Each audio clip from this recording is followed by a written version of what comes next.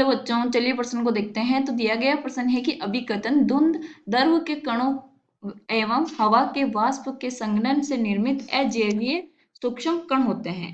कारण ये खरपतवार नाशी एवं कीटनाशी जो अपने लक्ष्य से चूक जाते हैं, हवा में गति करते हैं तथा धुंध का निर्माण करते हैं। विकल्प ए है, ए और आर दोनों सत्य है और आर ए की सही व्याख्या नहीं, सही व्याख्या है। विकल्प बे है, ए और आर दोनों सत्य है लेकिन ए और आर की सही ए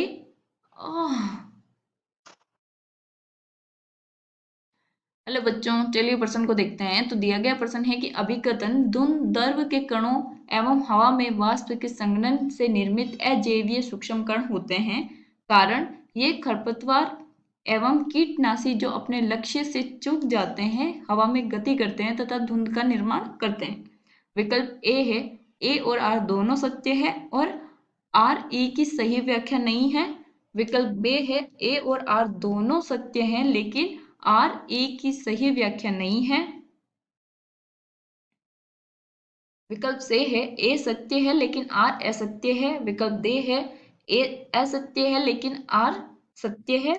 विकल्प ई है, ए और आर दोनों असत्य है। तो हमें अभिकथन दिया गया है और कारण दिया गया है, तो हमें बताना है कि अभिकथन व कारण दोनों सत्य है या नहीं है। अगर सत्य है तो वो जो हमारा कारण है वो अभिकथन को सही व्याख्या करता है या नहीं करता है। विकल्प हमें दिए गए हैं, सही विकल्प का हमें चुनाव करना है। तो सबसे पहले हम क्या लिखेंगे? मुख्य अवधारणा, मुख्य अवधारणा। मुख्य अवधारणा क्या हो जाएगी? पर्यावरण रसायन, पर्यावरण रसायन। तो अब हमें पता होना चाहिए कि प्राण रसायन क्या होता है, उसमें हम क्या क्या पढ़ते हैं। वायु में प्रदूषण कैसे है, अम्ल वर्षा कैसे होती है, जल प्रदूषण कैसे है, मृदा प्रदूषण कैसे है, तो वो हमें पता होना चाहिए। तो चलिए हम देखते हैं। तो पहला जो अभिकथन है वो क्या है? जो धुंध है हमारी, वो द्रव के कणों तथा हवा में वाष्प के संघनन से निर्मित होती है और अजैविक सूक्ष्म कण होते हैं। ये सही है क्योंकि जो हमारी धुंध है वो दो चीजों से मिलती है। धुंध जो होगी वो सूक्ष्म कण जो होंगे हमारे, सूक्ष्म कण वे वायुमंडल में उपस्थित जो वाष्प है उसके संघनन से जो बनेगा वो हमारा क्या कहलाता है?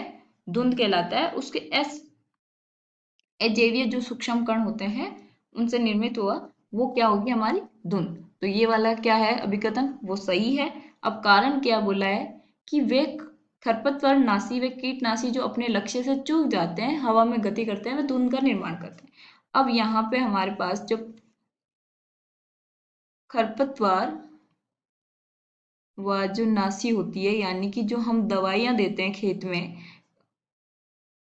फसल के टाइम, तो वहां से क्या होता है कि वहां हम फुहारे के सहायता से देते हैं। तो फुहारे में क्या होता है कि स्पीड से दवाई जाती है और उसमें क्या होते हैं कि कुछ कण क्या करते हैं, जैसे यहाँ पे हमारे पास कोई ये फुहारा है और यहाँ से ये दवाई वगैरह गई, तो यहाँ पे कुछ कण क्या करेंगे? हवा में चले जाएंगे हवा के कारण।